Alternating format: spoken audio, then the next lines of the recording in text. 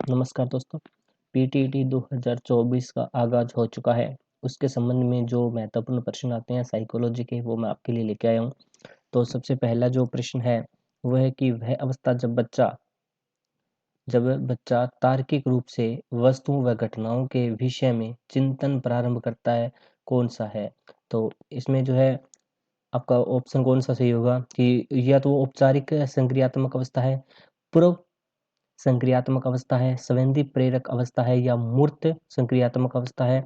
तो इसमें कौन सा आपका ऑप्शन जो वो सही होगा? तो आपका ऑप्शन सही होगा डी, मूर्त संक्रियात्मक अवस्था, जो आपका सही आंसर हो जाएगा। आगे है मन का मानचित्रण संबंधित है। मन का मानचित्रण, मानचित्रण का मतलब क्या होता है आपको बताइए? मन का मानचित्रण संबंध है साहसिक कार्यों की क्रिया योजना से, बोध बढ़ाने की तकनीक से, मन की क्रियाशीलता पर अनुसंधान से या मन का चित्र बनाने से। तो कौन सा आंसर आपका सही होगा? आपका आंसर हो जाएगा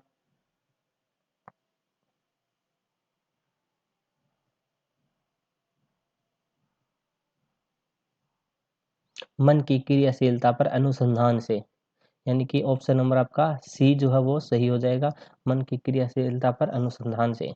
आगे है कि विशेष रूप से प्राथमिक स्तर पर विद्यार्थियों की सीखने संबंधी समस्याओं का संबोधन करने का सबसे बेहतरीन तरीका है महंगी व चमकदार सहायक सामग्री का प्रयोग करना, सरल रोचक पाठ्य पुस्तकों का प्रयोग करना, कहानी कथक पद्धति का प्रयोग करना, अक्षमता के अनुरूप विभिन्न शिक्षण पद्धतियों का प्रयोग करना। तो क्या हो जाएगा इसका आंसर? इसका आंसर हो जाएगा अक्षमता के अनुरूप विभिन्न शिक्षण पद्धतियों का प्रयोग करना। के निम्न में से कौन सा बच्चे की सामाजिक मनोवैज्ञानिक आवश्यकताओं के साथ संबंध नहीं है? संवेगात्मक सुरक्षा की आवश्यकता, शरीर से अपशिष्ट पदार्थों का नियमित रूप से बाहर निकलना, सानिध्य की आवश्यकता या सामाजिक अनुमोदन अथवा सराहना की आवश्यकता। कौन सा हो जाएगा? शरीर से अपशिष्ट पदार्थों का नियमित रूप से बाहर निकलना। आगे है वह कौन सा कथन है जहां बच्चे के संज्ञानात्मक विकास को सबसे बेहतर तरीके से परिभाषित किया जाता है? विद्यालय एवं कक्षा पर्यावरण, खेल का मैदान, सभागार या घर? तो ये आपको पता ही है, कौन सा हो जाएगा? विद्यालय एवं कक्षा पर्यावरण। नहीं, बच्चे दुनिया के बारे में अपनी समझ का सृजन करते हैं, इसका श्रेय किसको जाता है? ये शब्द किसने कहा था कि बच्चे दुनिया के बारे में अपनी समझ का सृजन करते हैं? ये किसने कहा था? पेवलोव ने कहा था, पियाजे, स्किनर या इनमें से कोई नहीं? तो ये कथन है, किसका है ये कथन? पियाजे का। तो पियाजे कौन थे? एक जो है एक मनोवैज्ञानिक थे। आगे हैं अध्यापक के लिए सबसे मूल्यवान है। हाँ, अध्यापक के लिए सबसे मूल्यवान क्या है? क्या उसकी नौकरी है? नहीं, उसकी नौकरी उसके लिए मूल्यवान नहीं है। उसकी गरिमा या मर्यादा की है, वह मर्यादित हो, गरिमा व मर्यादा में रहे, या छात्रों का विश्वास हो, छात्र उस पर विश्वास करे कि ये टीचर हमें पढ़ाएंगे तो हमारे नंबर अच्छे आएंगे, ये होगा। या उनकी शिक्षण के प्रति आस्था, यानी कि मैं पढ़ाऊंगा, ये इसकी आस्था है टीचर की, या ये। तो क्या हो जाएगा इसका? इसका आंसर हो जाएगा छात्रों का विश्वास। छात्रों छात्रों में क्या होना चाहिए? टीचर का विश्वास होना चाहिए। आगे है अच्छा अध्यापक वह है जो अच्छा अध्यापक कौन सा होगा? अच्छा अध्यापक कौन होगा? जो मेधावी या परिश्रमी हो, अपने विद्यार्थियों से सच्ची लगन रखता हो, या सादा जीवन, ये जो है सादा जीवन है, सादा सादा जीवन व्यतीत करता हो, अपने विषय में प्रवीण हो, ये प्रवीण मतलब अपने विषय में कुशल हो, उसको अपने विषय की सारी जानकारियां हो। तो अच्छा अध्यापक कौन होगा? अच्छा अध्यापक कौन होगा? मेधावी व परिश्रमी हो, अपने विद्यार्थियों से सच्ची लगन रखता हो, या सादा जीवन व्यतीत करता हो। तो सादा जीवन से विद्यार्थियों को क्या लेना देना, कैसा भी जिए, लेकिन कौन होना चाहिए? अपने जो है विद्यार्थी जो है उसके वो इनसे वो सच्ची लगन रखता हो। ठीक है, सच्ची लगन रखता हो। हाँ, तो इसका आंसर हो जाएगा। अगर आप चैनल पर नए हैं तो सब्सक्राइब जरूर कर लेना चैनल को। चलिए आगे चलते हैं। आगे शिक्षा के प्रचार एवं प्रसार से क्या होता है? शिक्षा का अगर प्रचार प्रसार होगा तो क्या होगा?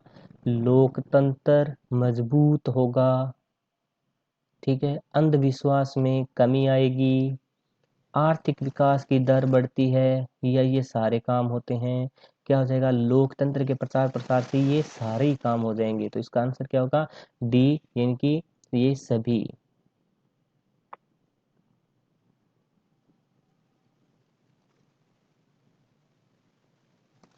ठीक है, आगे ये सभी। आप स्कूल के बाहर अपने किसी छात्र से किस प्रकार से व्यवहार करेंगे? अजनबियों की तरह उसे बात करना ही पसंद नहीं करेंगे? किस प्रकार व्यवहार करेंगे स्कूल में? मतलब अजनबियों की तरह व्यवहार करेंगे, या उससे बात करना भी पसंद नहीं करेंगे, ठीक है, या उससे गंभीर होकर बात करेंगे, या मित्रों की तरह व्यवहार करेंगे? तो बताओ इसका आंसर क्या होगा? अगर आपको आता है तो आप कमेंट बॉक्स में जो है नीचे जरूर लिख देना। अगर नहीं आता है तो यहाँ पे आपको आंसर पता चल जाएगा अभी। तो अगर आप स्कूल के बाहर किसी छात्र से मिलेंगे तो किस प्रकार व्यवहार करेंगे? तो उससे हम बहुत ही गंभीर होकर बात करेंगे, ठीक है, बहुत ही गंभीर होकर। तो मित्रों की तरह व्यवहार नहीं करेंगे। ये देखो, बहुत ही गंभीर होकर। आगे है, शिक्षण क्या है?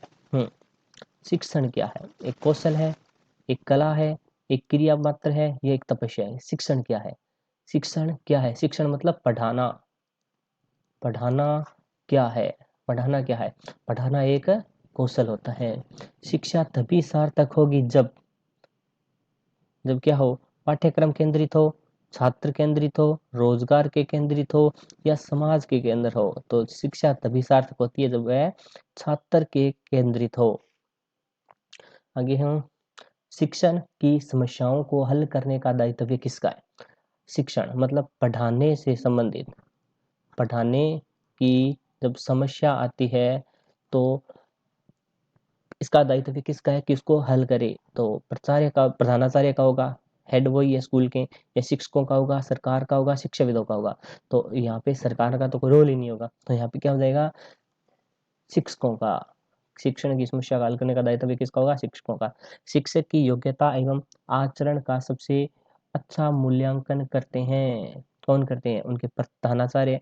अब आप क्लास में पढ़ा रहे हो तो उसका मूल्यांकन कौन करेगा? प्रधानाचार्य देखेंगे भी कि ये टीचर कैसा पढ़ा रहा है, या उसके शिष्य देखेंगे कि ये कैसा पढ़ा रहा है, या समाज के संवर्गवाद लोग देखेंगे कि टीचर कैसे पढ़ाते हैं, या विशेषज्ञ जो है वो देखेंगे कि किस प्रकार इनको पढ़ाया जा रहा है। तो इसका आंसर क्या होगा? उनके जो शिष्य है वही। तो इसका आंसर हो जाएगा बी, उनके शिष्य। आगे है, आपके विचार में शिक्षा का उद्देश्य क्या होना चाहिए? शिक्षा क्या होना चाहिए? शिक्षा जो है क्या होनी चाहिए? शिक्षा, शिक्षा ग्रहण करने के लिए जो है, शिक्षा ग्रहण करने के बाद नौकरी, छात्र की मानसिक योग्यता का विकास करना, छात्र की साक्षर बनाना, या बालकों का सर्वांगीण विकास करना। तो शिक्षा का उद्देश्य क्या होना चाहिए? छात्रों का सर्वांगीण विकास करना। पाठ्यक्रम में निर्माण में किस बात को मुख्य रूप से ध्यान रखना चाहिए? शिक्षा के उद्देश्य को, छात्रों की आवश्यकता, रुचि एवं योग्यता को, शिक्षण अनुसंधान को, या ए व बी, ए दोनों को? तो किसको? ए व बी दोनों को। ए व बी क्या है? शिक्षा के जो है उद्देश्य होने चाहिए, और छात्रों की आवश्यकता, रुचियां, योग्यताओं को, ठीक है। ये देखो, आगे है, एक प्रधानाचार्य को होना चाहिए छात्रों के लिए प्रेरणादायक।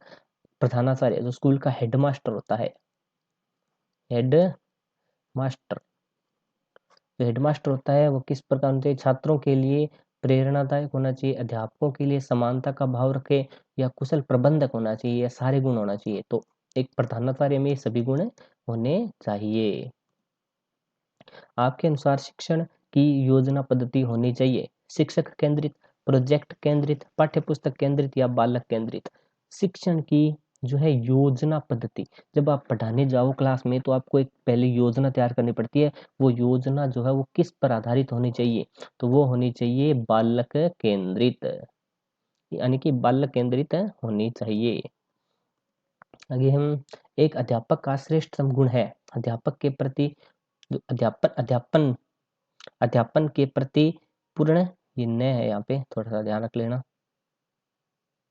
ये न, ठीक है।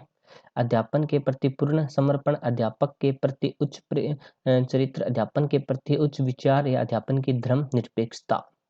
तो क्या होना चाहिए?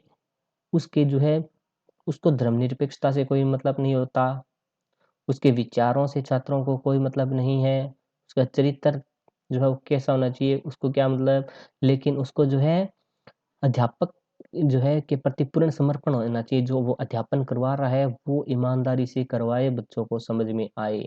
तो ये इसका आंसर हो जाएगा।